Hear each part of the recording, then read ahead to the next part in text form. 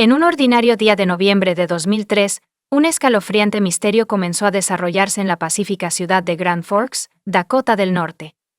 Druce Jodin, una joven vibrante conocida por su compasión y servicio comunitario, desapareció después de salir de Victoria's Secret. Lo que siguió fue un angustiante viaje a través de llamadas telefónicas crípticas, revelaciones impactantes y una búsqueda interminable de verdad y justicia. Drew, una joven vibrante y ambiciosa de 22 años, tenía profundas raíces en el pueblo. Trabajaba a tiempo parcial en Victoria's Secret, mientras asistía a la Universidad de Dakota del Norte, y se especializaba en artes visuales. Drew, sin embargo, era mucho más que sus estudios y su trabajo. Era una combinación única de creatividad y compasión. Su pasión por el arte no tenía límites y se expresaba de diversas maneras, desde el dibujo hasta la pintura, capturando la belleza del mundo con su lente.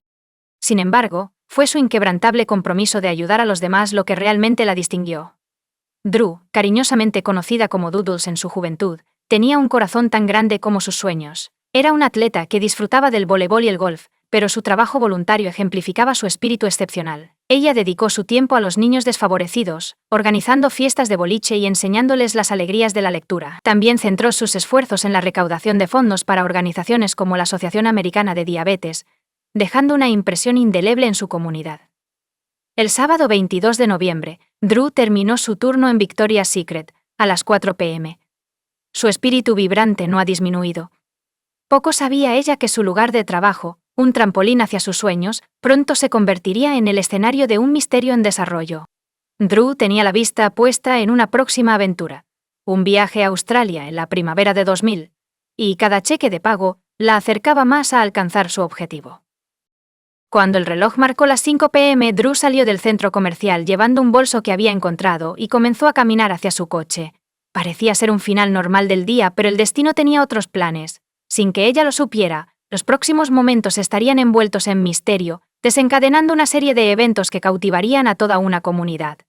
Cuando Drew se acercó a su coche, no tenía idea de que su vida estaba a punto de dar un giro aterrador hacia lo desconocido. Tenía programado trabajar esa tarde, pero, cuando no se presentó, sus amigos y colegas se preocuparon.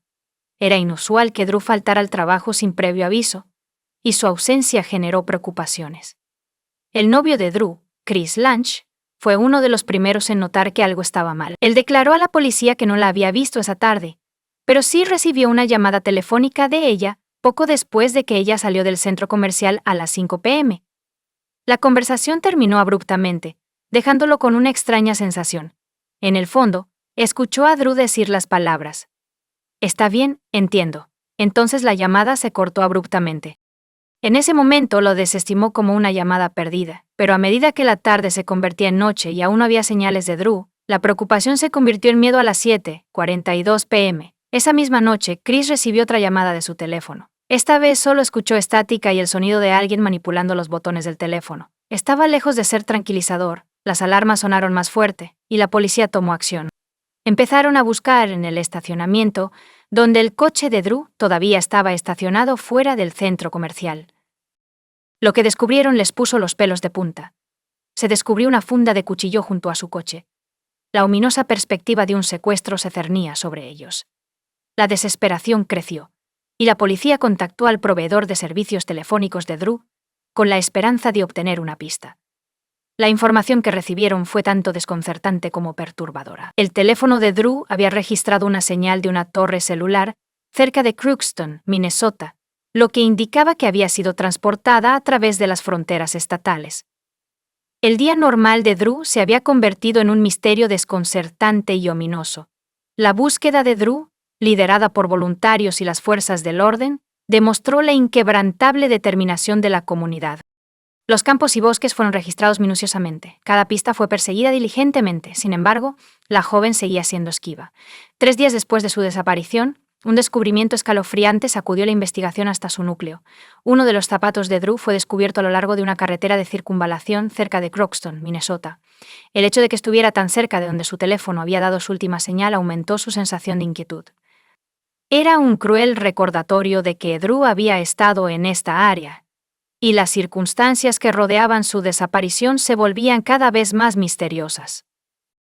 La atmósfera en Grand Forks se volvía más pesada con cada día que pasaba. La esperanza seguía presente, pero era frágil, como una vela parpadeante en la creciente oscuridad. La familia de Drew, sus amigos y toda la comunidad se aferraron a la esperanza de que ella fuera encontrada sana y salva. Sin embargo, fue durante este periodo que la investigación tomó un giro oscuro y perturbador. La policía recibió una pista de un ciudadano preocupado, quien los dirigió a un hombre llamado Alfonso Rodríguez Jr., que vivía en la zona y estaba en Grand Forks el día en que Drew desapareció.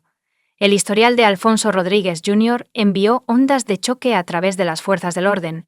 Había sido liberado de prisión solo 6 meses antes y estaba viviendo con su madre en Crookston.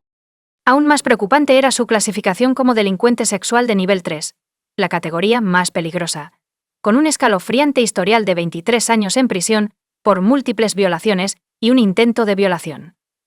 La policía contactó inmediatamente a Alfonso. Admitió haber estado en Grand Forks el 22 de noviembre e incluso afirmó haber visitado el mismo centro comercial donde trabajaba Drew. Sin embargo, cuando fue presionado, su historia comenzó a desmoronarse. Cuando se le preguntó sobre la película Once Upon a Time in Mexico, que afirmó haber visto en el cine del centro comercial, los registros del cine y las listas locales contradijeron su relato. No había habido proyecciones de la película en Grand Forks ese día. La sospecha creció, pero la evidencia descubierta en su posesión envió ondas de choque a través de la investigación. Cuando la policía registró su Mercury Sable 2002, descubrieron un cuchillo oculto en el maletero. Aún más incriminatorio, descubrieron rastros de sangre en la ventana trasera del coche, y las pruebas de ADN resultaron concluyentes. Era una coincidencia con el ADN de Drew. La evidencia contra Alfonso era abrumadora, pero la verdad más inquietante permanecía: la ubicación de Drew Jodin. A pesar de las escalofriantes pruebas contra Alfonso Rodríguez Jr., Nigma Alfonso fue arrestado y continuó negando la responsabilidad en la desaparición de Drew. Varios meses después, el 17 de abril de 2004, ocurrió un trágico evento cuando el cuerpo sin vida de Drew fue descubierto en una zanja de drenaje cerca de Crookston. La escena desoladora reveló a Drew parcialmente desnuda de la cintura para abajo, con las manos cruelmente atadas detrás de la espalda, y su cuerpo sin vida tendido boca abajo. El área donde se descubrió su cuerpo había sido buscada anteriormente, pero permaneció oculta bajo la nieve hasta que el deshielo reveló la horrible verdad. Perturbadoramente, había signos de brutalidad o cuerda, así como restos de una bolsa de plástico alrededor de su cuello. La autopsia realizada al cuerpo de Drew buscó determinar la causa exacta de su muerte. Los hallazgos sugirieron que ella murió como resultado de asfixia o sofocación causada por la herida de corte en su cuello o por la exposición a los elementos adversos. El hecho de que Alfonso fuera acusado de transportar a Drew a través de las fronteras estatales antes de su trágica muerte añadió gravedad al crimen. Como resultado, enfrentó cargos federales, lo que permitió a la Fiscalía considerar la posibilidad de buscar la pena de muerte, lo cual dejaron muy claro. A lo largo del juicio, la Fiscalía sostuvo que no había lugar para la duda. Drew fue secuestrada fuera del centro comercial, transportada a través de las fronteras estatales y finalmente asesinada. También expresaron su creencia de que ella había sido violada. El jurado fue presentado con pruebas contundentes, incluyendo un cuchillo encontrado en el coche de Alfonso y una funda de cuchillo descubierta cerca del vehículo de Drew. El análisis de ADN vinculó a Alfonso con el crimen, al igual que la recuperación de muestras de cabello y fibras del cuerpo y las pertenencias de Drew. El doctor Michael McGeer, el médico forense, fue una figura importante en el drama judicial. Testificó sobre las lesiones de Drew y las circunstancias de su muerte. Identificó cortes significativos en su cuello como la probable causa de su muerte. Aunque no pudo descartar la asfixia o la exposición, la opinión experta del Dr. McGee, basada en su amplia experiencia y miles de autopsias, sugirió que Drew murió violentamente durante el asalto. El estado de su ropa, particularmente un suéter rosa rasgado y un abrigo de guisante desplazado, indicaba una lucha. La perspectiva de la defensa difería significativamente de la de la Fiscalía. Alfonso había ofrecido declararse culpable para evitar la pena de muerte, pero esto fue rechazado. El principal punto de controversia era si Drew había sido violada, así como la cuestión crítica de dónde murió. Este último decidiría si imponer la pena de muerte. La defensa alegó que no había pruebas suficientes para respaldar una acusación de violación y que Drew murió por asfixia apenas minutos después de ser secuestrada. Alfonso fue finalmente declarado culpable en la Corte Federal de Secuestro, lo que resultó en la muerte de Drew. Después de considerar los argumentos de ambas partes, el jurado recomendó unánimemente la pena de muerte, marcando una decisión histórica para Dakota del Norte, que no había visto una sentencia de muerte en casi un siglo. Debido a que la pena de muerte es ilegal en el estado, solo se considera en casos federales. La sentencia fue un momento difícil para el juez Ralph R. Erickson, quien reconoció la gravedad de la situación, diciendo que fue el peor día de su vida. Alfonso y sus abogados solicitaron inmediatamente un nuevo juicio, el cual fue denegado. Apelaron y pidieron una suspensión de la ejecución hasta que se escuchara la apelación.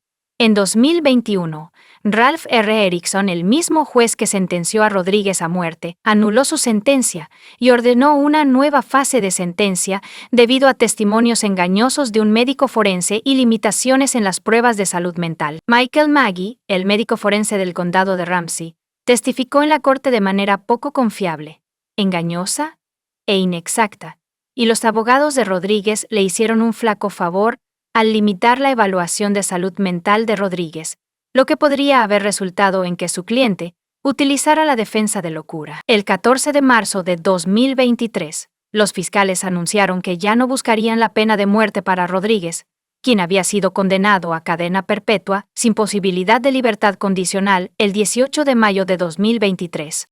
Comparte tu opinión con nosotros en los comentarios y suscríbete al canal para más.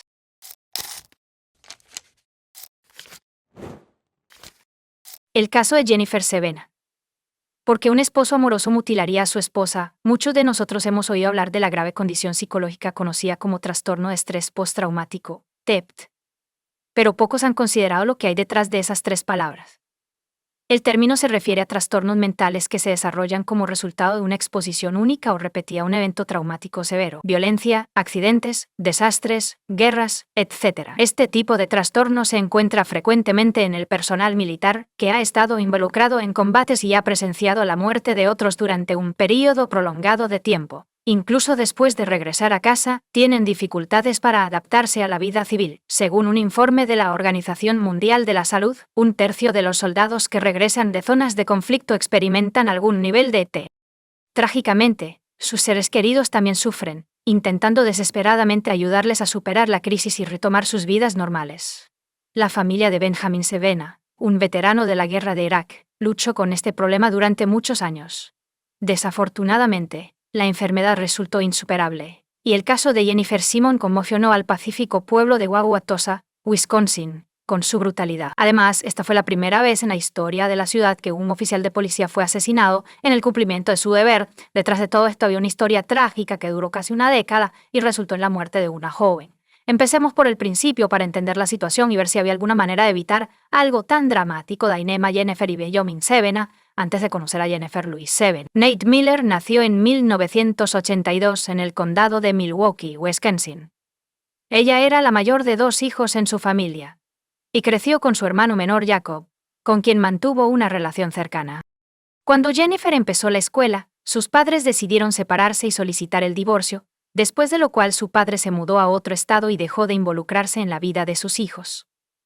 Su madre trabajaba duro para mantener a los niños, pero Jennifer siempre fue su principal ayudante y apoyo.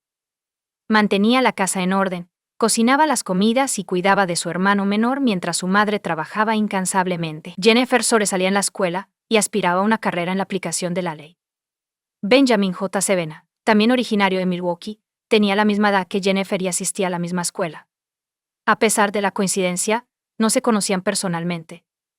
Después de graduarse de la escuela secundaria, Benjamin se unió al Cuerpo de Marines de los Estados Unidos y sirvió 2 giras en Irak. Fue dado de baja con honores en 2005 después de sufrir una conmoción cerebral severa y numerosas lesiones en su cuerpo y extremidades. Así fue como la pareja se conoció. Mientras servía en Irak, Benjamin se inscribió en Facebook, una nueva y rápidamente creciente red social. Buscó su ciudad natal y se encontró con el perfil de Jennifer, una encantadora chica sonriente. Después de buscar su información, descubrió que habían asistido a la misma escuela secundaria, pero no podía recordarla. Después de pensarlo un poco, Sevena decidió acercarse a la chica atractiva. La saludó, Le informó que actualmente estaba sirviendo en Irak con el cuerpo de marines, y le preguntó cómo estaba. Jennifer no respondió de inmediato, pero escribió brevemente que estaba bien. Era evidente que no estaba ansiosa por comunicarse con un extraño. Pero el joven no estaba perplejo. Benjamin comenzó a escribirle todos los días, incluso cuando ella no respondía. Poco a poco, él atrajo la atención de la belleza, y comenzaron a hablar casualmente sobre varios temas, recordando la escuela donde querían estudiar juntos, y tratando de averiguar por qué no se habían conocido antes. Se desarrolló una simpatía mutua entre ellos, e incluso comenzaron a planear una reunión cuando Benjamin pudiera regresar a casa. Jennifer se había graduado de la Academia de Policía, había recibido entrenamiento especializado y había aprobado con éxito todos sus exámenes antes de convertirse en oficial de policía en su ciudad natal de Wauwatosa, en el condado de Milwaukee, Wisconsin. Había sido su trabajo soñado desde la secundaria, y estaba extremadamente orgullosa de ello. Jennifer expresó su alegría a un amigo por correspondencia, quien la felicitó sinceramente por su logro, su grave lesión y su regreso a casa. Se esperaba que Benjamin regresara a casa en noviembre de 2005.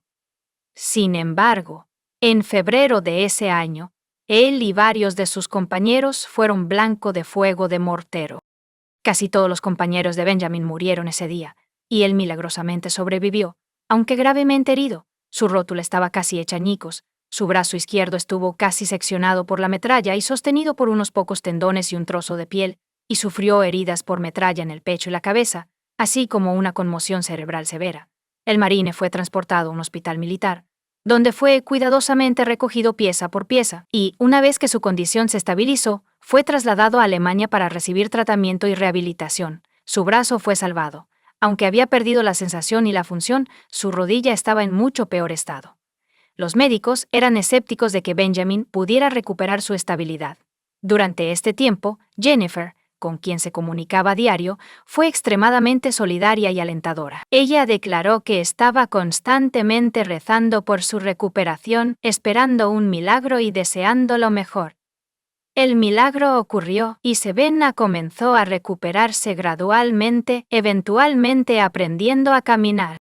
Unos meses después el marine movilizado fue trasladado a California, donde estaba estacionada su unidad militar. Después de completar el papeleo necesario, regresó a su ciudad natal de Wauwatosa como veterano de combate, y entre los veteranos discapacitados estaban sus padres y Jennifer, con quien se había acercado a través de la correspondencia.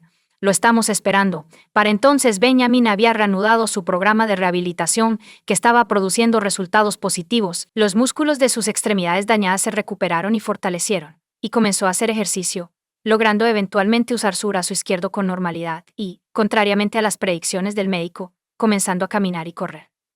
Cuando conocieron a Jennifer, se dieron cuenta de que no querían aparcar por un día. La pareja pasó todo su tiempo juntos, discutiendo sobre todo lo que había en el mundo, y parecía que se conocían de toda la vida. Una apasionada historia de amor floreció entre los dos jóvenes. Jennifer veía a su amante como un héroe, lo rodeaba de cuidados y lo apoyaba en todo.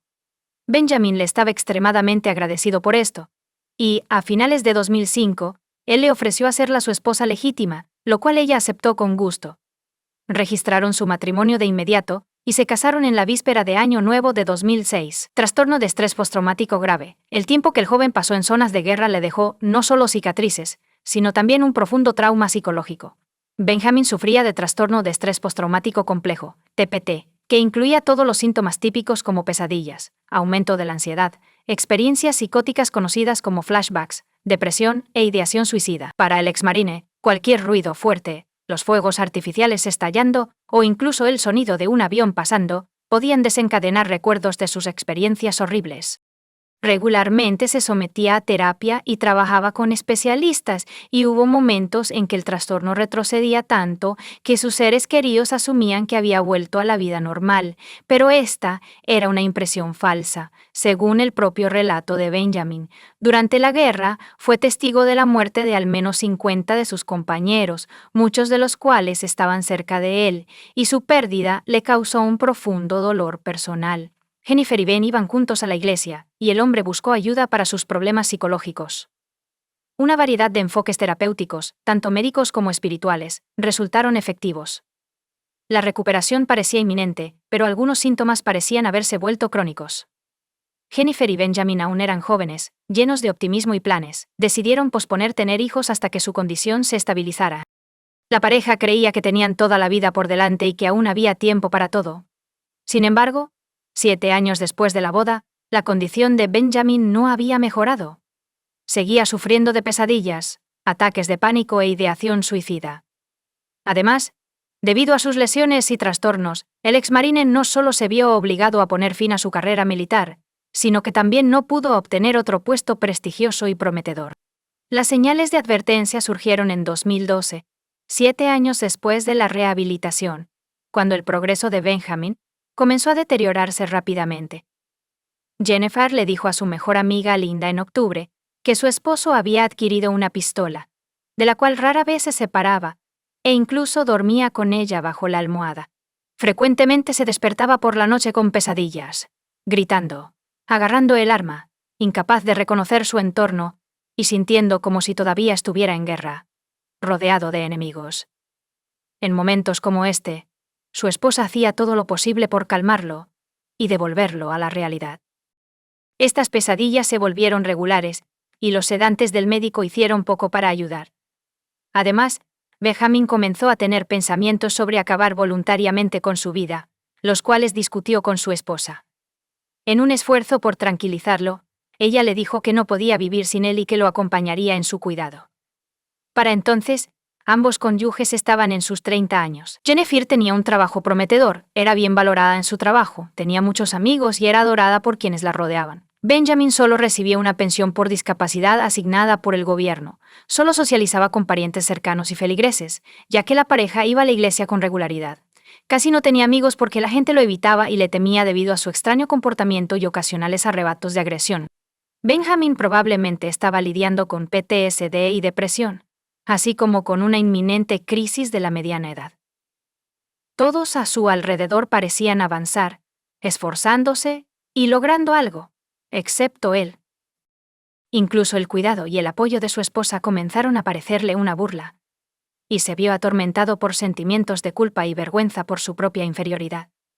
Jennifer fue transferida al turno nocturno a principios de diciembre de 2012. Y ahora patrulla las calles de Wauwatosa desde el anochecer hasta el amanecer, manteniendo el orden. Estaba muy preocupada porque su esposo estaría solo por la noche, y si tenía otra pesadilla o recuerdo, no habría nadie para ayudarlo. A medida que se acercaba el 7º aniversario de Woz, Jennifer estaba considerando tomar unas vacaciones, posiblemente al océano para un cambio de escenario y relajación. El 17 de diciembre compartió sus planes con un colega, pero no estaban destinados a realizarse, porque una semana después hubo una terrible tragedia que se llevó la vida de una joven en un pueblo tranquilo. En la noche del 23 de diciembre de 2012, Jennifer comenzó a trabajar el turno de noche poco antes de Navidad.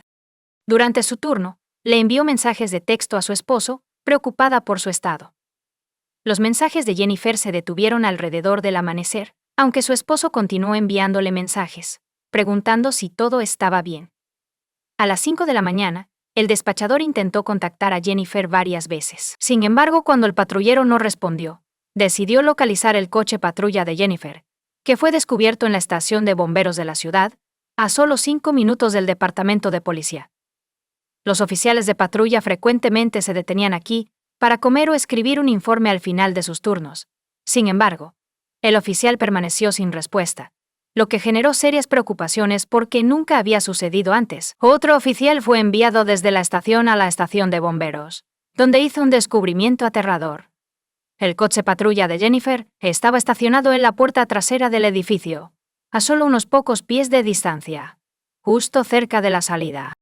Jennifer yacía muerta en la acera cubierta de nieve en un charco de sangre, tenía múltiples heridas de bala en la cabeza, quemarropa, y su rostro era casi irreconocible. La oficial informó inmediatamente del incidente a la estación, que envió un equipo de investigación y un equipo médico al lugar. Así, en la noche anterior a la Navidad, la oficial Jennifer Sevena se convirtió en la primera oficial de policía en la historia del tranquilo pueblo en ser asesinada en el cumplimiento de su... Alrededor de las 6:30 am, un viudo sospechoso llamado Benjamin llamó a la comisaría para preguntar por el bienestar de su esposa y por qué su teléfono no respondía. Le dijeron que había habido un incidente con Jennifer, pero no le dieron ningún detalle y le indicaron que se presentara en la estación de inmediato. Apareció menos de media hora después, luciendo ansioso. Extrañamente, no se hicieron preguntas. Benjamin no intentó averiguar qué le había pasado a su esposa.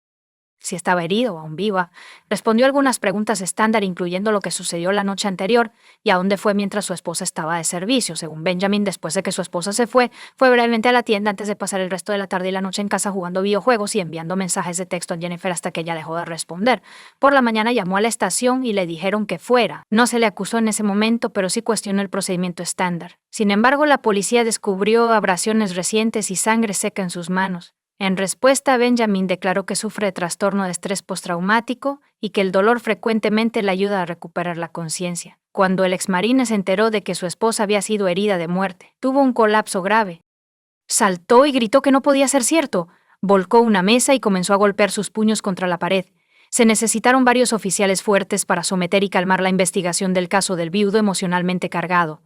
En la escena del crimen en la reciente Nevada, solo había un par de huellas que iban desde las marcas de los neumáticos hasta la puerta trasera de la estación de bomberos y de regreso. Esto indicaba que el perpetrador estaba solo, basándose en el tamaño de las huellas. El análisis balístico del hombre adulto produjo resultados aún más intrigantes. 5 balas fueron disparadas por el oficial desde 2 armas diferentes, una pistola de 9 milímetros y el arma de servicio de Jennifer, que el perpetrador había llevado consigo. Todas las balas estaban dirigidas a la cabeza, 2 en la espalda y 3 en la cara, lo que implica animosidad personal, profunda hostilidad o un deseo de venganza. Sin embargo, la joven no tenía enemigos. Todos los que la conocían personalmente la adoraban y respetaban, hablando de ella solo positivamente. Ese mismo día se solicitó el video de todas las cámaras de vigilancia de las calles que conducen a la estación de bomberos. Resultó que casi no había coches en las calles del pequeño pueblo en la madrugada. Sin embargo, alrededor de las 4 a.m., un Toyota Prius negro con ventanas tintadas y llantas negras se acercó a la estación de bomberos. El coche desapareció de la vista de la cámara en algún momento, pero poco después se le vio conduciendo en dirección opuesta rumbo directo a casa. Cabe destacar que Benjamin llegó esa mañana a la comisaría en el mismo coche para ser interrogado, lo que eliminó cualquier duda de que fue perseguido de inmediato, arrestado como el principal sospechoso, y su hogar fue registrado minuciosamente. Lo primero que los investigadores notaron fueron los agujeros en la pared de la sala. El panel de yeso había sido perforado, aparentemente por un puño, y se podían ver manchas de sangre alrededor de los bordes. Estaba claro que ahí fue donde Benjamin había adquirido las abrasiones en sus manos, y había ocurrido a más tardar la noche anterior. La pareja dejaba mensajes el uno al otro en la puerta del refrigerador, usando notas adhesivas de colores. Las notas de Jennifer desprendían amor y cuidado, mientras que las de su esposo eran secas en una palabra o tan insinceras que parecían citas de novelas románticas. Se descubrió un casquillo de pistola de 9 milímetros en uno de los cajones del tocador, y el arma fue encontrada pronto en el dormitorio, al lado de la cama de su esposo. La policía pasó mucho tiempo buscando el arma de servicio robada de Jennifer, pero finalmente fue descubierta en un conducto de ventilación bajo el techo. La policía científica confirmó que era la misma arma utilizada para disparar la versión de Jennifer Benjamin. Después de su arresto, Benjamin inicialmente se mantuvo firme en su declaración original, afirmando que no había salido de la casa y negando cualquier implicación en la muerte de su esposa, insistiendo en que la amaba y que no podría haberle hecho daño. Sin embargo, cuando se le presentó evidencia irrefutable de su culpabilidad, comenzó a sollozar y a testificar. Reveló que había sufrido de varias formas de trastorno de estrés postraumático durante años después de regresar de la zona de guerra. No pudo ser ayudado por el amor y el cuidado de su esposa, su iglesia, ni por médicos experimentados. Recientemente comenzó a considerar terminar voluntariamente con su vida, lo cual compartió con su esposa. Ella continuó desalentándolo, afirmando que no podía vivir sin él y que lo seguiría. Se afirma que Ben decidió deshacerse de su amante por compasión. Razonó que ambos eran personas religiosas. Y si Jennifer se suicidaba, sería un pecado grave, condenando su alma a un castigo eterno. Así que decidió librar a su amada de la agonía eterna y cargar con todo el peso acabando con su vida y luego con la suya. Benjamin sabía que su esposa, al igual que sus compañeros de trabajo, venía a la estación de bomberos al final de su turno para escribir un informe. La observó durante días para asegurarse de saber exactamente cuándo y dónde aparcaba su coche. Esa fatídica tarde llegó a tiempo unos 15 minutos antes de que su esposa apareciera. La esperó en la puerta, luego le disparó 2 veces en la cabeza con una pistola que había traído de casa. Luego afirmó que ella se dio la vuelta con su arma de servicio, que él le había quitado, y disparó 3 veces más a la cabeza. Sin embargo, los expertos creen que los primeros 2 disparos en la cabeza fueron mortales, y ella no pudo girarse ni alcanzar la pistola. Además, las heridas de entrada revelaron que los últimos 3 disparos fueron realizados en su cuerpo mientras yacía en el suelo. Además, no estaba claro por qué Ben le disparó 5 veces en la cabeza, desfigurando gravemente su rostro y haciendo necesario un funeral con ataúd cerrado. Juicio. Al final, Benjamin se declaró culpable, pero culpó sus acciones a un trastorno mental severo, afirmando que no era consciente de sus acciones. Como resultado, se ordenó una evaluación psiquiátrica, que reveló que, a pesar de tener un trastorno de estrés postraumático complejo severo, el hombre era plenamente consciente de sus acciones. Además, Sevena planeó el crimen con anticipación, intentó cubrir sus huellas y ocultar pruebas, y continuó enviando mensajes al teléfono celular de su esposa fallecida para evitar sospechas. Los testigos, incluidos amigos y compañeros de trabajo de la fallecida, testificaron que el esposo estaba celoso del éxito profesional de su esposa y frecuentemente lo desquitaba con ella. Además, Benjamin era increíblemente celoso de los compañeros de trabajo masculinos de Jennifer. Creía que su esposa podría dejarlo en cualquier momento porque estaba rodeada de hombres jóvenes y sanos que no sufrían de los mismos problemas físicos y psicológicos que él. Sus celos y sospechas, combinados con su ansiedad, la llevaron a la desesperación. Sevena compareció en la corte en una silla de ruedas, con las manos y los pies atados debido a sus repetidos intentos de hacerse daño. Se declaró culpable en todos los cargos. Priot se disculpó con su suegra y prometió que si pudiera volver atrás en el tiempo, nunca heriría a la mujer que lo amaba y a la que él amaba. Benjamin fue condenado por asesinato premeditado en primer grado en junio de 2013, a pesar de tener serios problemas de salud mental. Fue condenado a cadena perpetua, con posibilidad de libertad condicional en 35 años. La madre de Jennifer declaró en el tribunal que había perdonado a su yerno y dejó su destino en manos de Dios. La madre del acusado testificó que su hijo regresó del servicio militar como una persona completamente diferente, profundamente angustiado, física y mentalmente destrozado, y finalmente, ella y su nuera intentaron desesperadamente ayudarlo, pero la oscuridad en su alma era abrumadora. Además, la muerte de oficial Jennifer Seven desató un acalorado debate sobre si su nombre debería ser incluido en un monumento en Washington que honra a los oficiales de la ley asesinados en el cumplimiento del deber. Inicialmente se tomó la decisión de excluir su nombre debido a las circunstancias que rodearon su muerte. Sin embargo, tras las protestas generalizadas y las peticiones colectivas de los residentes de Wisconsin, su nombre fue finalmente añadido al muro conmemorativo. Comparte tu opinión con nosotros en los comentarios y suscríbete al canal para más contenido.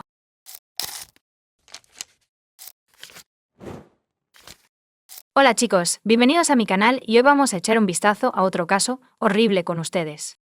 En este video analizamos los eventos que ocurrieron el 13 de enero de 2019.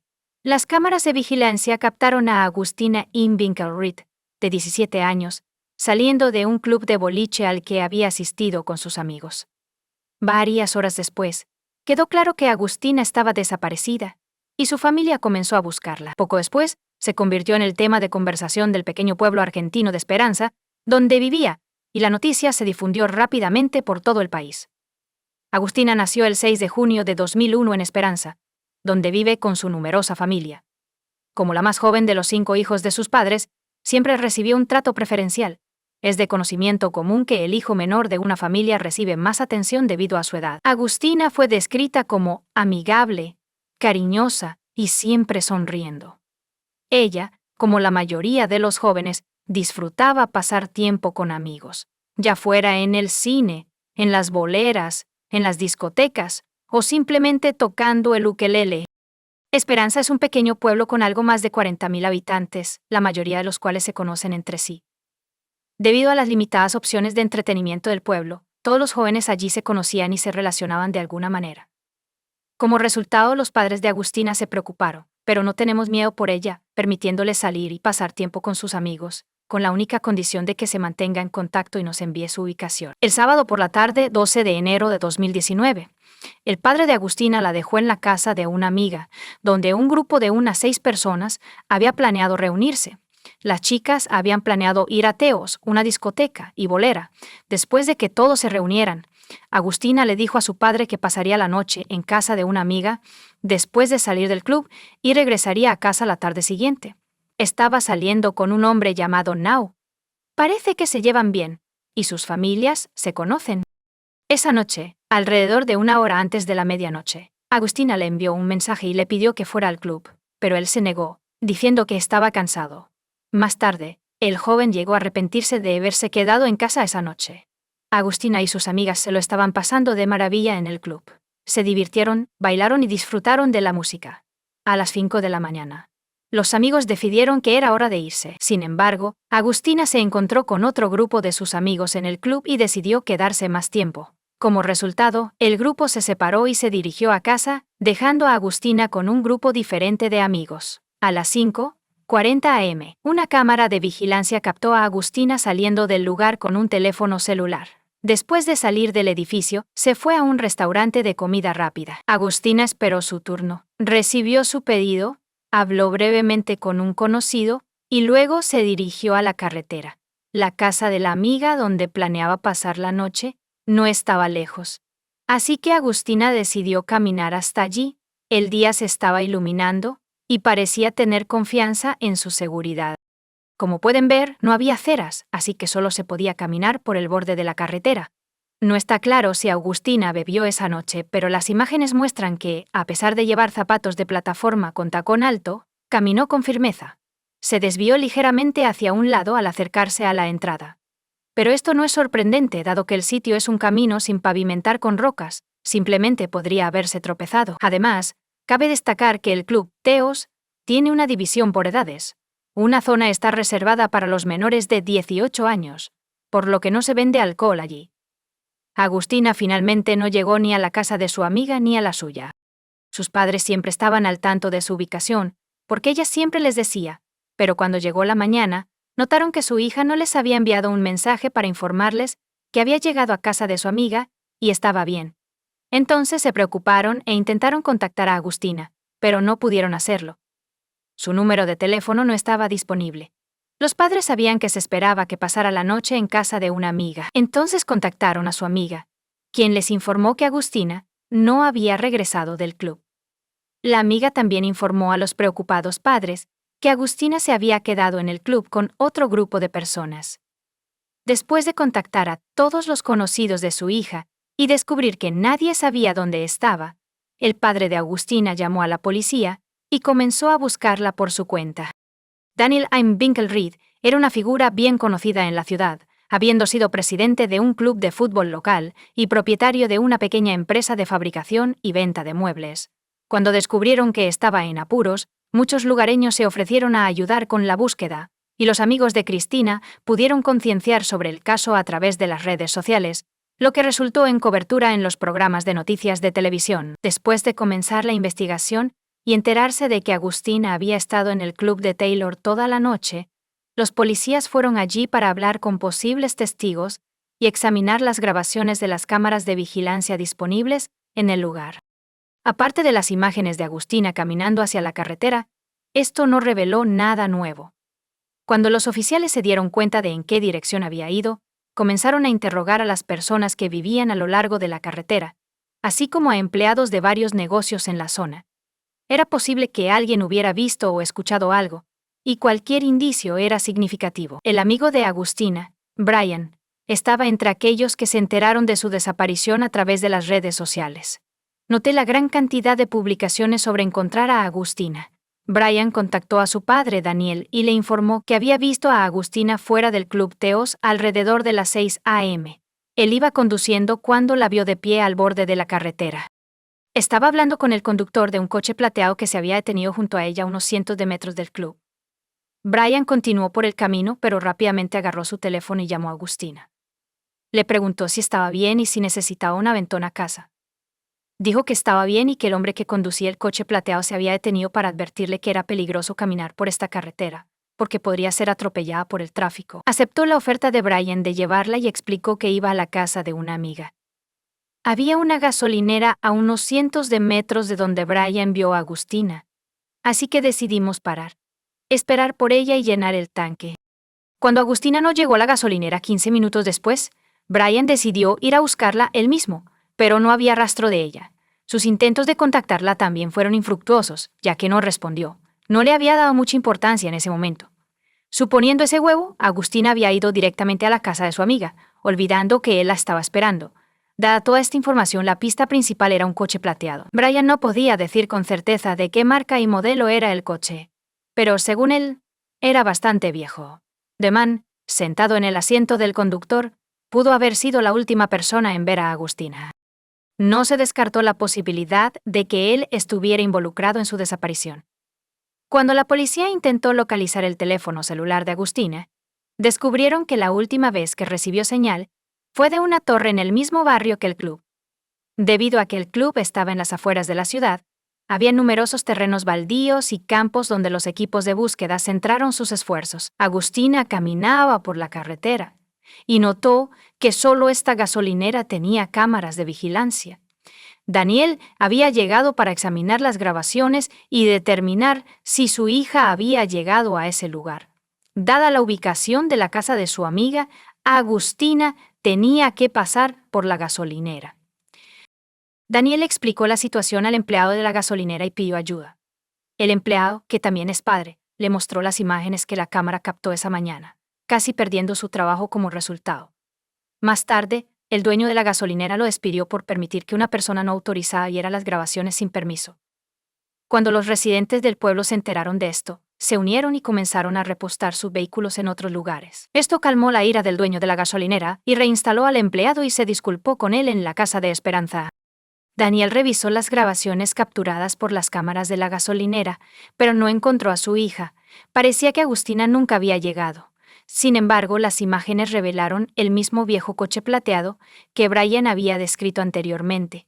Había pasado por la gasolinera alrededor del mismo momento en que Agustina caminaba por la calle. Era un coche Renault, y Daniel determinó quién era el dueño. Pablo Trionfini, de 39 años. Es un empleado municipal, o más específicamente, un basurero que vive a menos de 1 kilómetro de la gasolinera. No tenía antecedentes penales, pero había llamado la atención de la policía en varias ocasiones. La primera vez su exesposa lo denunció a la policía por golpearla. Esto resultó en una orden judicial que prohibía a Trionfini contactar a su exesposa. Fue arrestado una segunda vez por violar la orden. Ambos incidentes ocurrieron en 2017. Los oficiales de policía llegaron poco después de que Daniel revisara las grabaciones de las cámaras de seguridad de la gasolinera. También querían ver las imágenes, pero no sabían que el padre de Agustina ya las había revisado. Pudieron identificar el coche plateado después de revisar las grabaciones de vigilancia. Cuando descubrieron que Daniel había visto el video antes que ellos, se preocuparon de que pudiera ocurrir un linchamiento y fueron directamente a la casa de Pablo Trionfini. Cuando llegó la policía, descubrieron que la gente se había reunido frente a la casa y estaba gritando, pero Agustina informó que la multitud se dispersó después de que llegó la policía. Y una de las personas presentes informó a los oficiales que Trionfini estaba dentro de la casa.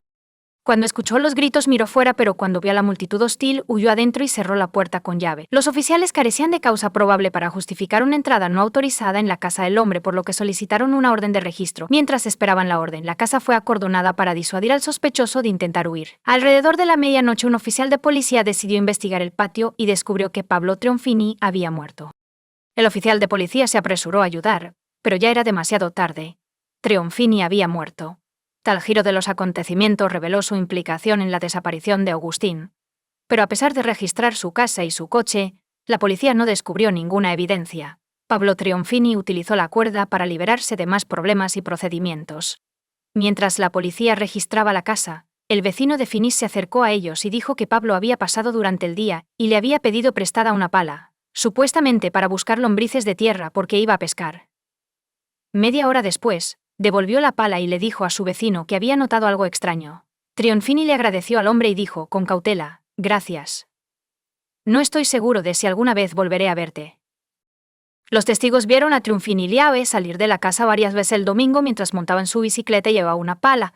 Esto podría indicar que Agustina había fallecido. El lunes 14 de enero de 2019 se inició una búsqueda al amanecer con la asistencia de drones y perros policía. El cuerpo medio manchado de Agustín fue descubierto unos 500 metros de su club a las 9:15 am. Había sido escondido en una zanja llena de densa vegetación. A medida que se difundía la noticia del descubrimiento del cuerpo de Agustina Invinkelred, sus amigos y familiares comenzaron a enviarle emotivos mensajes de despedida en las redes sociales.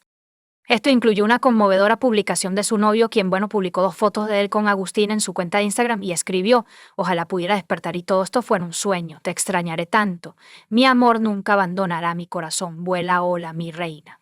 Sé que nos volveremos a ver. El examen forense reveló que Agustina luchó desesperadamente por su vida.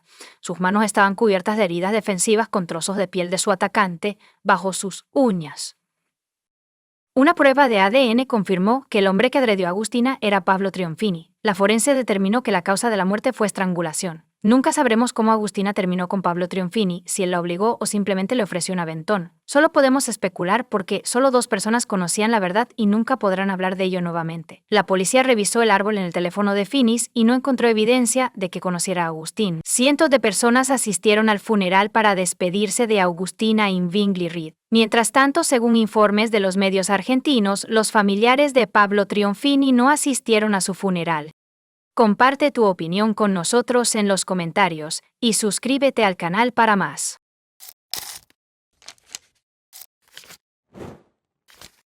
Hola chicos, bienvenidos a mi canal y hoy vamos a echar un vistazo a otro caso horrible con ustedes. El caso de la familia West involucra la misteriosa muerte de una glamorosa ama de casa. ¿Alguna vez te has preguntado qué hay debajo de la superficie de una familia aparentemente perfecta? Según los psicólogos, cuanto más intentan las personas retratar una vida familiar ideal, feliz y próspera, más graves se vuelven los problemas subyacentes en las relaciones. Típicamente, estas personas están preocupadas por las percepciones sociales, buscando constantemente aprobación y validación. Los resentimientos pueden acumularse con el tiempo dentro de estas unidades familiares perfectas, a menudo estallando de maneras inesperadas y drásticas. La familia West parecía ser una familia fuerte, feliz y próspera, y lo más probable es que lo fueran hasta que dejaron de serlo. La pareja había estado casada durante 14 años y medio, tenían una hija juntos, y nunca le habían dado a nadie motivo para sospechar de problemas en su matrimonio. Eso fue hasta la madrugada del 13 de enero de 2018, cuando la Ciara West, de 42 años, fue encontrada muerta cerca de su hogar. Esta enrevesada historia generó más preguntas que respuestas. El incidente parecía ser tanto un accidente extraño como un homicidio deliberado. A pesar de que el caso ha sido cerrado y los condenados están cumpliendo sus penas, muchas personas han apoyado al presunto perpetrador en lugar de a la víctima fallecida.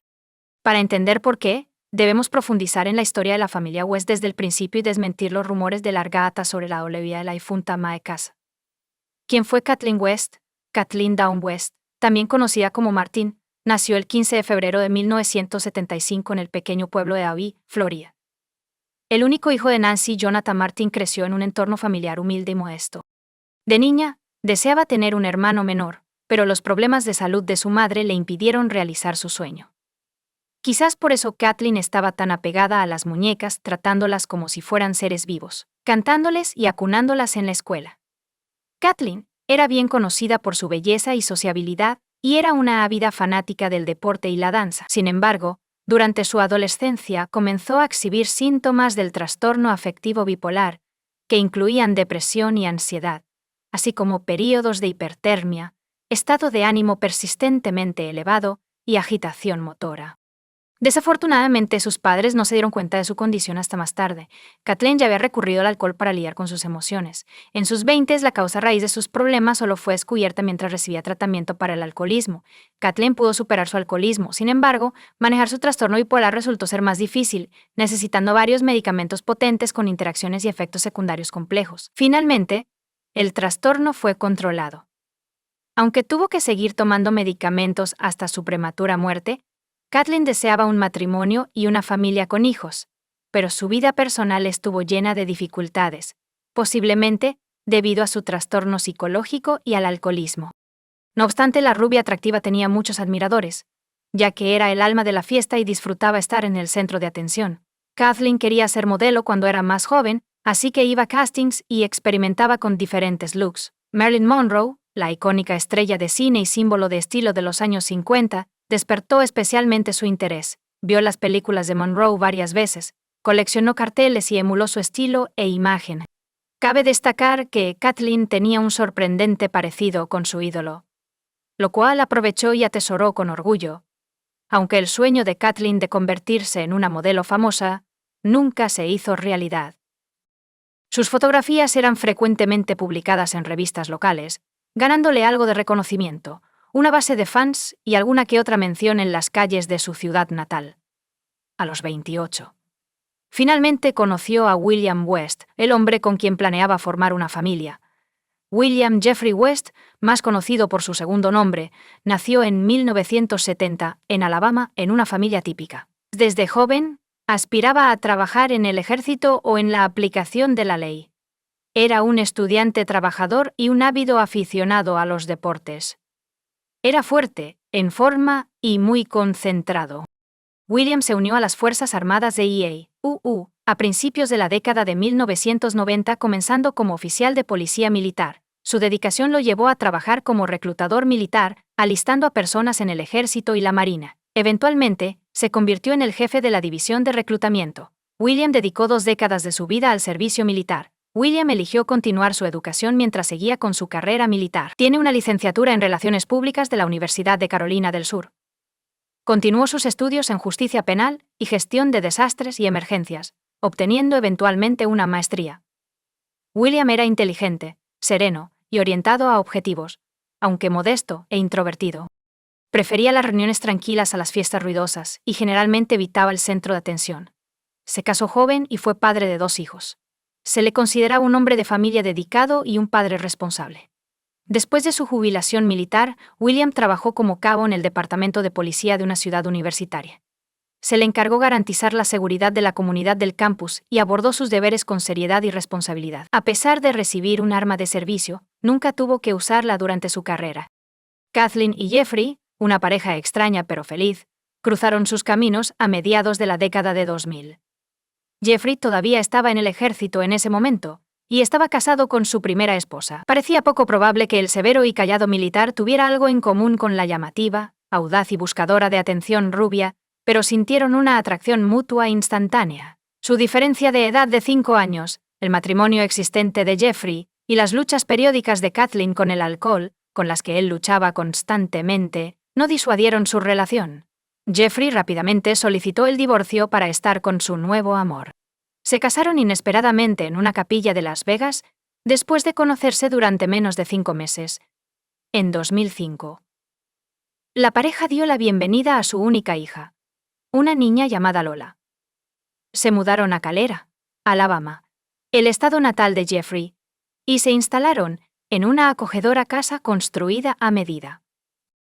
Kathleen diseñó personalmente su dormitorio. Los vecinos elogiaron la casa de los West, que estaba decorada con retratos de su ídolo, Marilyn Monroe, y los describieron como una pareja feliz. A pesar de ser diametralmente opuestos, Kathleen siempre se esfuerza por lucir deslumbrante y atractiva, usando maquillaje audaz, peinados elegantes y atuendos al estilo de Barbie. Le gustaba llamar la atención de la gente y recibir cumplidos, siempre apareciendo alegre y sonriente. Jeffrey, por otro lado, parecía opacado por su presencia, apareciendo reservado, serio y altamente disciplinado, un reflejo de su larga carrera militar y la doble vida de una rubia como ama de casa y gatita.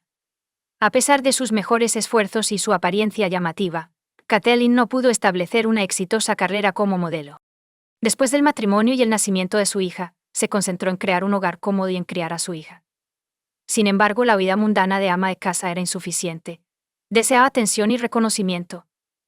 Con el auge de las redes sociales a finales de la década de 2000, comenzó a publicar fotos en línea de manera activa. Inicialmente estas eran fotografías inocentes con temática de Barbie o Marilyn Monroe. Sin embargo, gradualmente se volvieron más provocativas y atrevidas. Según amigos cercanos, su esposo no solo apoyó su nuevo pasatiempo, sino que también actuó frecuentemente como su fotógrafo personal. Al principio parecía inofensivo, pero eventualmente se convirtió en un negocio rentable para Kathleen gracias a los suscriptores de pago. Compraron una variedad de platos de mariscos listos para llevar de un popular restaurante local, una botella de buen brandy y absenta en el supermercado. Kathleen había elegido velas aromáticas de una tienda cercana para crear un ambiente romántico, y parecían felices y despreocupados, sonriendo y bromeando, sin ningún indicio de la tragedia inminente, como captaron las cámaras de vigilancia en cada lugar. Después de regresar a casa con sus compras, la pareja cenó y bebió alcohol. Kathleen, que anteriormente había luchado contra el alcoholismo, se transformó en su alter ego en línea, una gatita. Le pidió a Jeff que hiciera una sesión de fotos sexy, primero en lencería y luego sin ropa. Jeff, quien no se opuso, tomó varias fotos reveladoras, las cuales fueron publicadas en el perfil privado de Solo para fans de Kathleen, alrededor de las 10 p.m. Sin embargo, la velada romántica que se suponía que terminaría en una noche apasionada, se convirtió rápidamente en una pesadilla, resultando en un desenlace trágico. El cuerpo fue encontrado en la carretera temprano el 13 de enero. Alrededor de las 5 a.m. una joven vecina del oeste se dirigía a su trabajo. El sol aún no había salido, pero afuera estaba lo suficientemente iluminado. Al pasar por el lado oeste de su casa notó algo que se estaba desacelerando, pero le tomó un momento darse cuenta de qué era. Rápidamente notó a una mujer casi completamente desnuda, tendida inmóvil en la carretera. También pensó que vio a alguien parado en el umbral de la casa, quien rápidamente desapareció en las sombras cuando ella se acercó durante el interrogatorio. No podía decir si esta persona entró en la casa o huyó por la calle. Asustada e insegura de qué hacer, la joven dudó antes de acercarse al cuerpo, regresó a casa, informó a sus padres, y todos llamaron a los servicios de emergencia para reportar el horrible descubrimiento. Mientras esperaban la asistencia, se acercaron a regañadientes a la mujer en el suelo, a quien reconocieron como la Sia Young West, y le tomaron el pulso. Desafortunadamente no había ninguno. Su cuerpo estaba frío y mostraba signos de rigor mortis. Kathleen fue encontrada boca abajo, principalmente en la acera, vistiendo solo un sujetador rosa brillante. Se había formado un charco de sangre bajo su cabeza, y había una botella de absenta cerca. Parte de su contenido se derramó en la carretera, dejando manchas de sangre en las botellas. Su teléfono inteligente destrozado yacía cerca. Debido a que era una zona residencial tranquila, no había otros testigos esa noche. Así, el intervalo de tiempo entre la última vez que se vio el coche de los West, alrededor de las 8:30 p.m. El cuerpo sin vida de Kathleen fue descubierto por un vecino a las 5 a.m., y sigue siendo un misterio, probablemente presenciado solo por su esposo. ¿Qué está ocultando el señor West? El detective Michael Melhoff, uno de los primeros en llegar a la escena, se dirigió a la casa donde se descubrió el cuerpo de la mujer. Un hombre respondió a la puerta, pareciendo ansioso pero alegando ignorancia de las circunstancias. Cuando se le preguntó sobre el paradero de su esposa, explicó que acababa de despertarse y no la encontró en la cama. El detective luego le pidió que saliera, diciéndole que se había descubierto el cuerpo de una mujer, identificada por los vecinos como Kathleen West, cerca de la casa. El hombre con chaqueta persiguió al oficial y confirmó que la fallecida era efectivamente su esposa. Sin embargo, la reacción de Jeff fue inusualmente tranquila. No se apresuró hacia el cuerpo, llorando o gritando. Cuando se le preguntó sobre su paradero y actividades esa noche, el señor West declaró que había dormido profundamente porque habían estado bebiendo la noche anterior, y se le preguntó qué pensaba que había sucedido. Simplemente se encogió de hombros, insinuando que podría haber sido un accidente desafortunado. El señor West también reveló que su esposa tenía trastorno afectivo bipolar, necesitaba medicación y luchaba con el alcohol, comportándose de manera errática cuando estaba ebria. Mencionó que ella solía saltar en su trampolín del patio trasero, a veces fallando y lastimándose. Una búsqueda en la casa no arrojó evidencia de una lucha o violencia. 2 copas y una botella de brandy medio vacía estaban sobre la mesa de la cocina, junto a platos con restos de comida. Sus tacones altos, capturados en sus últimas fotos, yacían debajo de la mesa, y la ropa interior que coincidía con el sujetador que llevaba puesto cuando la encontraron estaba en el suelo. Sin embargo, varios pañuelos manchados de sangre en la basura y una botella de limpiador abierta generaron preocupaciones. Ese día, Jeffrey fue arrestado como el principal y único sospechoso del caso. Jeffrey anotó en la cronología de los eventos que describían su última noche con su esposa que ella bebió en exceso, lo cual no le gustaba. Después de la reveladora sesión de fotos, él esperaba que se trasladaran al dormitorio para un ambiente más íntimo. Se alejó para ducharse unos minutos y regresó para encontrar a su esposa todavía sentada en la mesa, bebiendo absenta directamente de la botella y enviando mensajes en su teléfono. Kathleen ignoró las peticiones de Jeff de guardar el dispositivo. Intentó arrebatarle el teléfono de las manos, lo que resultó en una pequeña pelea en la que accidentalmente le dio un codazo en la cara a su esposa, haciendo que unas gotas de sangre fluyeran de su nariz. Según él, esta es la sangre encontrada en las servilletas desechadas por la policía. El señor West finalmente tomó el teléfono de su esposa y después de abrir la puerta, lo arrojó a la oscuridad. Declaró que después de esto se dio la vuelta y se fue a la cama. Estaba seguro de que su cónyuge eventualmente se calmaría y se uniría a él. Supuestamente no tenía idea de cómo habían progresado los eventos hasta que la policía llamó a su puerta y preguntó por Kathleen. Especuló que su esposa había salido a buscar su teléfono, que rara vez dejaba atrás, y había llevado la botella de absenta para terminarla. También sugirió que podría haberse caído, golpeado la cabeza con la botella, perdido el conocimiento y congelarse hasta morir, o que había sido atacada. El señor West no pudo explicar por qué a la Ciara.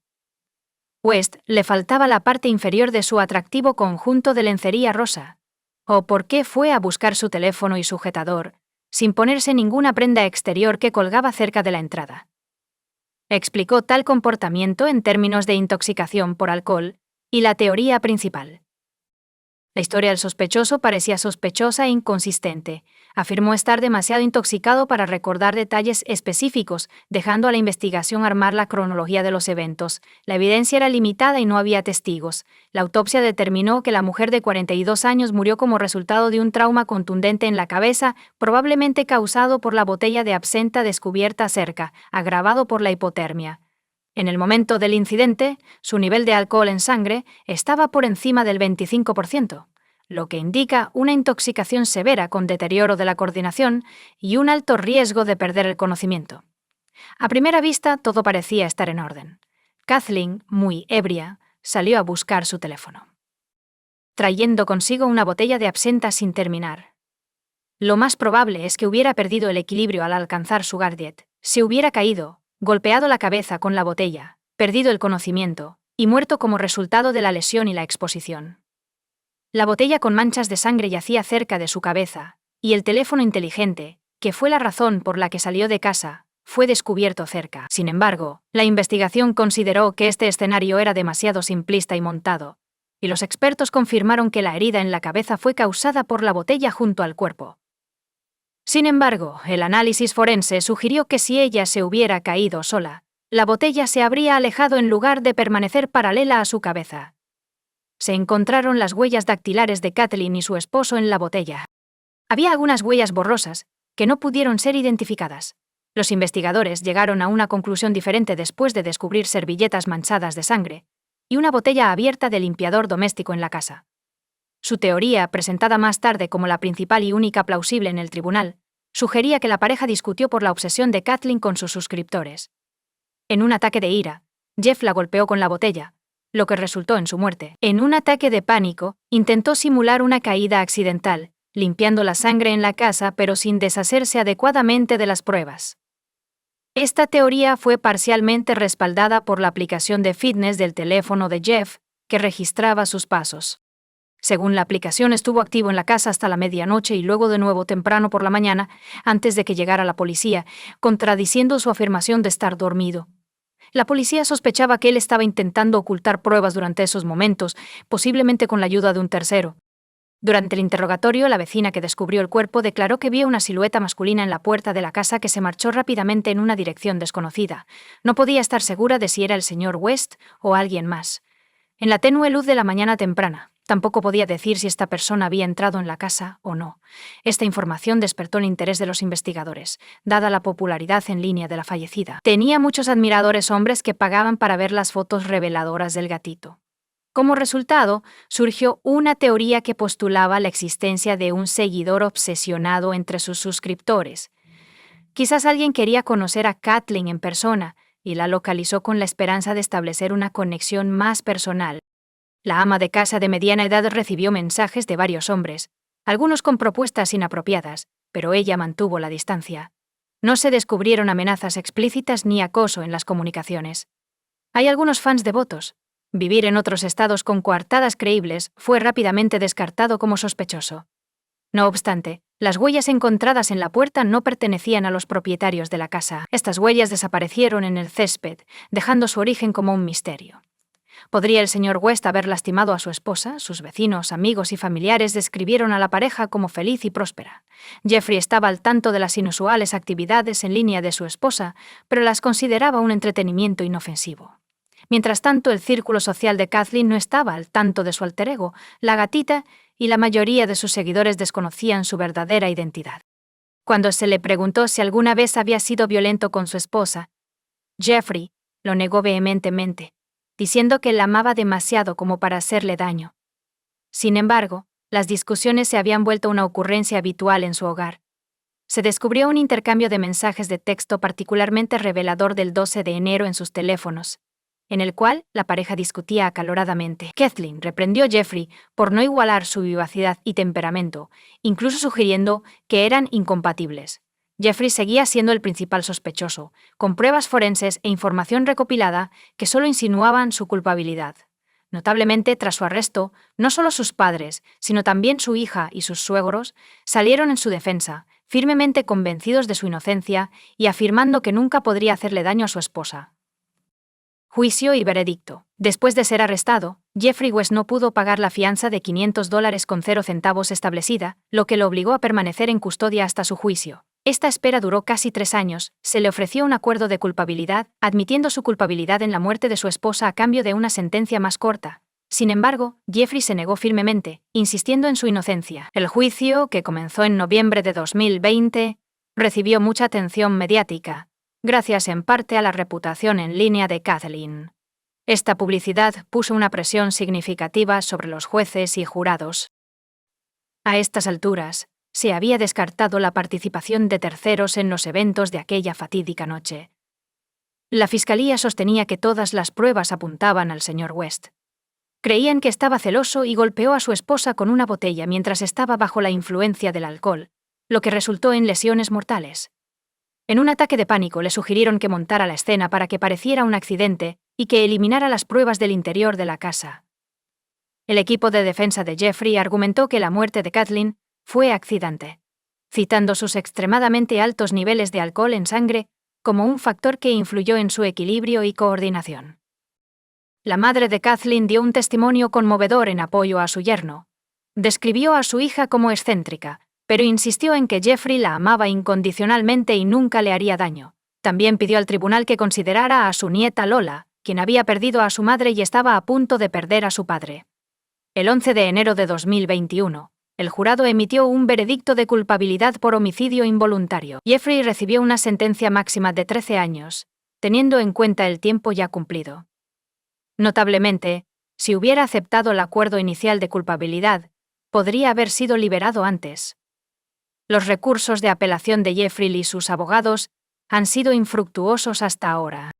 Comparte tu opinión con nosotros en los comentarios y suscríbete al canal para más contenido.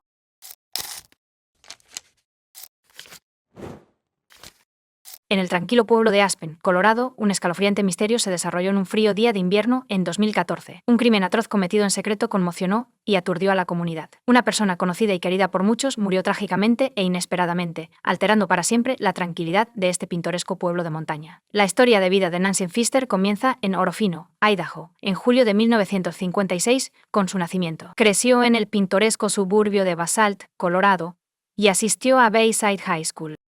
La familia de Nancy tenía una conexión única con el desarrollo del Buttermilk Ski Resort. Su padre, Art Pfister, transformó el rancho familiar de ganado en este conocido centro de esquí en 1958, haciendo una gran fortuna en el proceso. La madre de Nancy, Betty, también tiene un historial notable. Fue miembro de las pilotos de servicio de la Fuerza Aérea Femenina durante la Segunda Guerra Mundial. Comenzó su carrera universitaria en el Instituto Pratt de Brooklyn, antes de abandonar y regresar a sus raíces en Colorado, a la edad de 20 años. De regreso a casa, continuó desempeñando un papel importante en la gestión del negocio familiar, que era bien conocido en la industria turística local a la edad de 29 años. A pesar de nunca haberse casado, Nancy dio la bienvenida a su hija Juliana al mundo. A los 39 años, dio a luz a un hijo. La vida de Nancy Pfister estuvo marcada por su dedicación como madre soltera, criando a sus 2 hijos en la cabaña de troncos que su padre le construyó con cariño en 1991. En el fatídico día 26 de febrero, una visita al hogar de Nancy y su amiga Kathy Carpenter tomó un giro inesperado y aterrador. Habían pasado 3 días desde la última vez que se vieron o hablaron, y la preocupación de Kathy había crecido demasiado como para ignorarla. Kathy entró en la casa de Nancy y llamó a su amiga, desesperada por una respuesta. Sin embargo, el silencio inquietante que la recibió le puso los pelos de punta. Su corazón se hundió al notar un detalle escalofriante: una pequeña mancha de sangre en el cabecero de Nancy. La habitación en sí estaba desorganizada, con las cobijas tiradas como si hubiera habido una pelea, pero el descubrimiento más perturbador aún estaba por llegar. El dormitorio de Nancy contaba con un gran vestidor. Y la preocupación de Kathy aumentó cuando descubrió que la puerta estaba cerrada con llave. Desesperada por conocer la verdad, sacó una llave de repuesto del armario y abrió la puerta con cautela. Lo que percibió estaba más allá de sus peores pesadillas. Un hedor nauseabundo e insoportable. Dentro del armario había un cuerpo sin vida. Kathy llamó al 911 a las 6:15 p.m., con la voz temblorosa mientras describía el espantoso descubrimiento. Ella creía que la figura sin vida en el armario era la propia Nancy. La llegada de los policías solo confirmó las sospechas de Kathy. El cuerpo sin vida de Nancy estaba efectivamente escondido en el armario, envuelto en una bolsa de basura resistente de pies a cabeza, con bolsas de basura de cocina adicionales cubriendo su cabeza. La escena era una exhibición horrible de violencia. Nancy había sido brutalmente golpeada hasta morir. Su cabeza mostraba signos de múltiples traumas por objeto contundente. Un cable de extensión eléctrica había sido cruelmente enrollado alrededor de su cuello, añadiendo un elemento escalofriante al crimen. A pesar de la brutalidad del ataque a Nancy, había muy poca sangre en la escena, con la excepción de una pequeña mancha en el cabecero. Pero cuando los investigadores voltearon el colchón, descubrieron un gran charco de sangre empapado en la tela. Pronto quedó claro que quienquiera que hubiera atacado a Nancy había tomado el escalofriante paso de voltear el colchón para ocultar las horribles consecuencias antes de huir. La pregunta que atormentaba tanto a Kathy como a la policía era: ¿quién podría cometer un acto tan atroz y brutal contra Nancy? Era una pregunta que envió ondas de choque a través de su pacífica comunidad, dejándolos lidiar con la inquietante realización de que un asesino sin corazón vivía entre ellos. La revelación de Kathy Carpenter añadió otra capa de complejidad a un caso ya desconcertante. Informó a la policía sobre las recientes tensiones entre Nancy y sus inquilinos, William Trace Styler, y su esposa, Nancy Styler. Esta información inmediatamente sembró dudas sobre los estilistas y desató especulaciones sobre su posible implicación en el brutal asesinato de Nancy. El día después de que se encontrara el cuerpo sin vida de Nancy, se realizó una autopsia por el Dr. Steve Ayers, el forense del condado de Pitkin. Sus hallazgos arrojan luz sobre la gravedad del crimen. El Dr. Ayers determinó que Nancy murió por 3 o 4 golpes violentos en la cabeza propinados con un objeto duro con un borde ligeramente curvado. Aunque no pudo identificar el arma exacta utilizada, pudo determinar que el extremo del instrumento era pequeño, de aproximadamente 1 o 2 pulgadas. La cronología exacta de la muerte de Nancy seguía siendo incierta. El Dr. Ayers estimó que el asalto fatal ocurrió entre la noche del 24 de febrero y la mañana del 25 de febrero. Las lesiones de Nancy estaban concentradas entre su frente derecha y el hueso temporal derecho, lo que indica 3 o 4 golpes severos.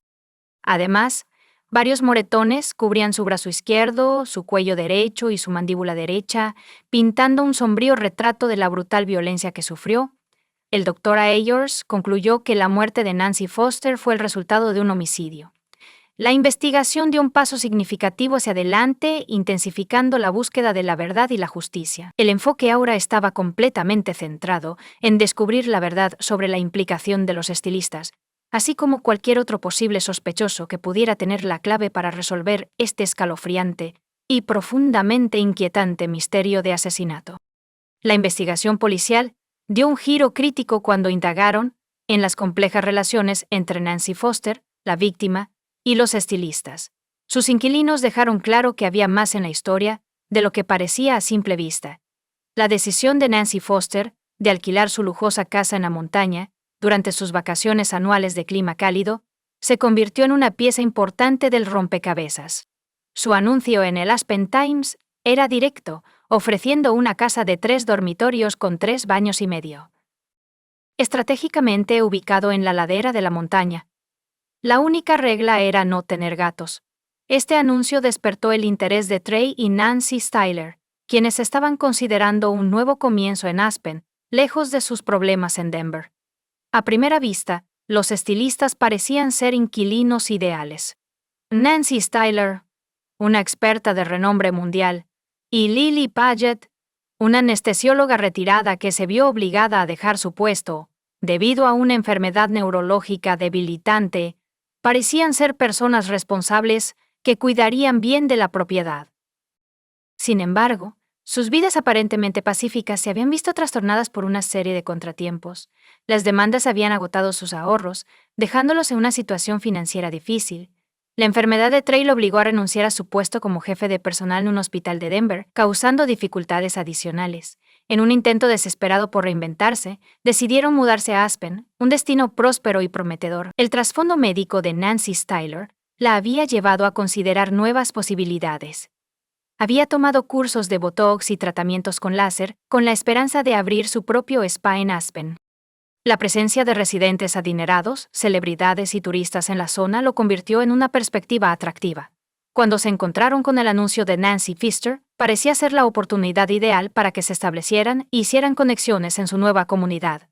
Así que los estilistas se convirtieron en los inquilinos de Nancy Pfister. La relación entre arrendador e inquilinos, que alguna vez prometía, se había deteriorado misteriosamente hasta el punto en que Nancy Foster murió brutalmente en su propia casa. La policía ahora se enfrentaba a la abrumadora tarea de desentrañar los eventos que habían llevado a este trágico desenlace, intentando determinar los motivos y las circunstancias que rodeaban el inquietante asesinato de Nancy Foster. La conversación de la policía con Trey y Nancy Styler proporcionó una imagen vívida de su deteriorada relación con Nancy Foster. Era evidente que su entusiasmo inicial por la tendencia se había desvanecido, resultando en una profunda animosidad. Nancy Styler describió sus interacciones iniciales con Nancy Pfister como positivas.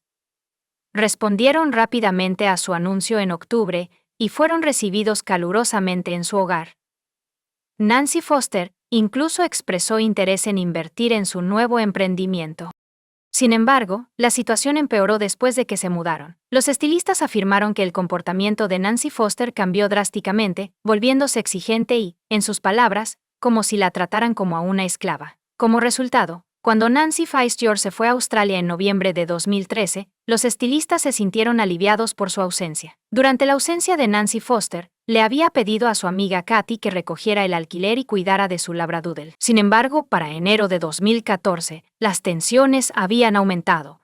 Nancy Pfister comenzó a publicar quejas en Facebook, alegando que los estilistas habían dejado de pagar el alquiler y le debían dinero por los servicios públicos.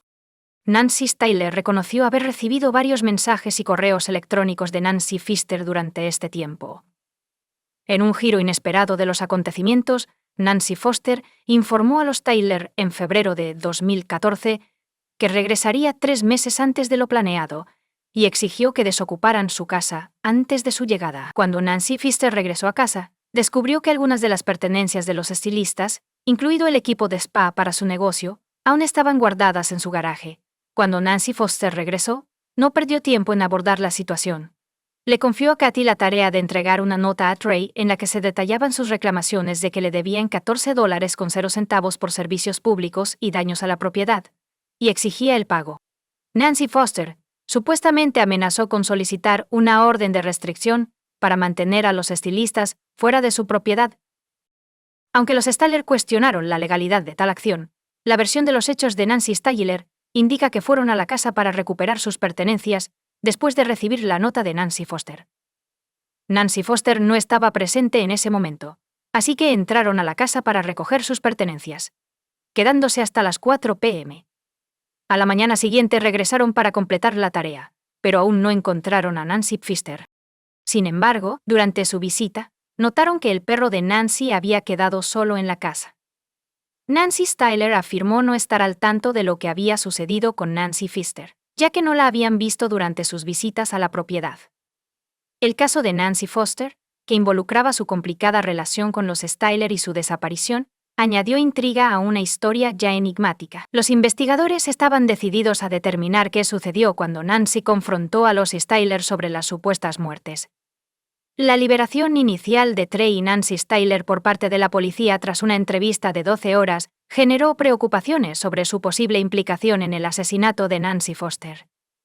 Aparte del informe de Cathy sobre una disputa, no había evidencia concreta que los vinculara con el crimen. Sin embargo, el descubrimiento de pruebas cruciales poco después de su liberación arrojaría nueva luz sobre el caso. El avance llegó cuando un hombre que recogía basura a solo 100 yardas del motel donde se alojaban los estilistas tropezó con las pertenencias de Nancy Foster. Me enteré de su asesinato por las noticias. Reconoció la importancia del descubrimiento e inmediatamente notificó a la policía. Después de investigar, las fuerzas del orden descubrieron la bolsa mencionada por el informante, que contenía algunas de las pertenencias personales de Nancy Foster. Curiosamente, la matrícula del vehículo Jaguar del estilista fue encontrada en la misma bolsa, lo que plantea preguntas sobre por qué estaba en posesión de Nancy. Pero los descubrimientos no terminaron ahí. La policía en la tierra tiene un viejo martillo que creen que es el arma del crimen. Las pruebas revelaron que el martillo contenía rastros de sangre de Nancy Foster. Aún más incriminante, se descubrió ADN del estilista en la bolsa de plástico que contenía el martillo. Además, se descubrió una llave del armario de Nancy solo unos metros de la habitación del motel del estilista. Con esta nueva evidencia, la policía volvió a arrestar a Trey y Nancy Styler, acusándolos de asesinato en primer grado. Parecía que las piezas del rompecabezas finalmente se estaban uniendo, señalando su papel en la brutal muerte de Nancy Foster. Sin embargo, una nube de incertidumbre se cernía sobre el caso, y la policía estaba abierta a la posibilidad de que otras personas estuvieran involucradas o de que los estilistas estuvieran siendo incriminados. Algunas de las pruebas parecían estar estratégicamente colocadas, lo que suscitaba sospechas de una mano oculta manipulando la situación. Además, la frágil condición física de Trey como resultado de su enfermedad neurológica generó preocupaciones sobre su capacidad para cometer tales crímenes atroces por su cuenta. A medida que avanzaba la investigación, la búsqueda de la verdad completa se expandió, para incluir la posibilidad de que otros actores estuvieran involucrados en este escalofriante misterio de asesinato. La arresto de Cathy Carpenter, amiga de Nancy Foster y cajera de un banco local, conmocionó a la comunidad de Aspen. La investigación tomó un giro inesperado. A medida que avanzaba la investigación policial, descubrieron una serie de hechos que planteaban dudas sobre la implicación de Cathy en el caso, a pesar de su amistad con Nancy Foster. Había tensiones subyacentes porque Cathy sentía que Nancy la trataba más como un asistente personal, aunque nunca había sido compensada por ese papel. La policía sospechaba que Cathy había hecho una conexión con Nancy Styler, compartiendo historias sobre sus quejas comunes contra Nancy Foster. Un descubrimiento particularmente perturbador fue que Cathy fue al caja de seguridad de Nancy en el Alpine Bank y retiró $6.00 del dinero de Nancy, así como 2 anillos familiares, solo un día después de descubrir su cuerpo sin vida. Cuando se le preguntó al respecto, Cathy declaró que Nancy le había otorgado acceso legal a la caja de seguridad y que había tomado estos artículos con la intención de entregárselos a la hija de Nancy, Juliana. A pesar de las complejidades de su relación, Cathy seguía siendo leal a Nancy y la consideraba una amiga cercana. Admitió que Nancy podía ser exigente y frecuentemente daba órdenes, pero también enfatizó los momentos agradables que pasaron juntas, lo que alimentó las sospechas de la policía. Según los registros, Nancy Styler llamó a Cathy 3 o 4 veces el 26 de febrero, poco antes de que se descubriera el cuerpo sin vida de Nancy Foster. Este patrón de comunicación alimentó la creencia de los investigadores de que los 3 individuos estaban de alguna manera conectados con el asesinato de Nancy Foster. Los giros y vueltas de la trágica muerte de Nancy Foster continuaron con una revelación impactante. Solo unas semanas antes de que comenzara el juicio, Trey, una figura clave en la investigación, tomó una decisión inesperada. Se acercó al juez y expresó su disposición a confesar el crimen. La confesión de Trey resultó en un impactante acuerdo de culpabilidad en el que se declaró culpable de asesinato en segundo grado y aceptó una sentencia de 20 años de prisión. Trey ofreció revelar los horribles detalles de lo que le había sucedido a Nancy Foster, Sin embargo, un aspecto crítico y fatal de este acuerdo de culpabilidad era que Nancy Styler, la esposa de Trey, recibiría libertad incondicional de todos los cargos relacionados con la muerte de Nancy Foster. Ante el juez, Trey pronunció las palabras que sellaron su destino: Su señoría, soy culpable. Continuó dando un relato escalofriante de lo que sucedió esa fatídica noche. Trey confesó que inicialmente fue a la casa de Nancy Pfister para razonar con ella. Cuando salió de su habitación del motel, su esposa estaba durmiendo, sin saber de la tragedia que se avecinaba. Al entrar en la casa sin cerrar de Nancy Pfister, descubrió que ella dormía plácidamente en su dormitorio. La vista de Nancy durmiendo pacíficamente se volvió insoportable para la ya atormentada mente de Trey. Su vida se estaba desmoronando, plagada de ruina financiera, y las incesantes demandas de dinero de Nancy Pfister, combinadas con la retención de su equipo de spa, dejaban a Nancy aparentemente indiferente al caos, durmiendo plácidamente en su cama. Fue un punto de inflexión para Trey, que le hizo perder el control de la realidad. En un giro impactante de los acontecimientos, Trey describió ir al garaje y recoger una bolsa de basura y un martillo. Regresó al dormitorio de Nancy y la golpeó brutalmente con el martillo, golpeándola repetidamente hasta que murió, para reducir las pruebas del crimen atroz. Después de que Nancy murió, él le puso la bolsa en la cabeza y movió cuidadosamente su cuerpo a una sábana en el suelo. Arrastró el cuerpo sin vida de Nancy Pfister al armario, ocultándolo del mundo exterior, atándolo con una bandeja de cables de extensión. La sentencia de 20 años de Trey, según lo estipulado en su acuerdo de culpabilidad, marcó el comienzo de un oscuro capítulo para él dentro de los muros de la prisión. Simultáneamente, Nancy Styler, ahora conocida como Nancy Mace, hizo una dramática escapada de las sombras de su pasado. Cambió su identidad, se mudó a otro estado y solicitó el divorcio de Trey. Sin embargo, la narrativa tomó otro giro trágico.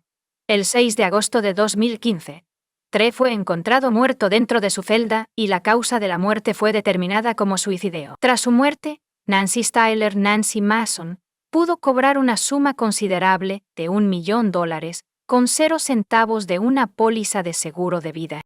Comparte tu opinión con nosotros en los comentarios y suscríbete al canal para más.